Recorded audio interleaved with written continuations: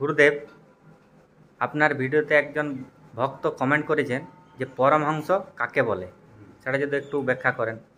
পরমহংসের ব্যাখ্যা তো অনেক বড়, তো মোটামুটি ছোটতে আমাকে বলতে হবে, গল্প কথায় আমি বলছি। হ্যাঁ, তো পরমহংস সন্ন্যাসের একটা উচ্চ অবস্থা। সেই সন্ন্যাসের সন্ন্যাসের প্রাথমিক অবস্থা হচ্ছে বিহদক, কুটিচক, তারপরে হংস, পরমহংস। এই পরমহংস হচ্ছে লাস্ট স্টেজ সন্ন্যাসের। যেমন রামকৃষ্ণ পরমহংস। এই পরমহংস হতে গেলে কী করতে হয় না, যেমন এই তিনটে থাক পেরিয়ে যেতে হয়। হ্যাঁ, তিনটে থাকের পরে পরমহংস টাইটেল সে প্রাপ্ত হয় সাধুদের কাছ থেকে। বিরজা হোম করে সন্ন্যাস নিতে হয়, নিজের ইন্দ্র নিজে দিয়ে বিরজা হোম করে সন্ন্যাস নেওয়ার পরে সে একটা স্তরে উঠলো।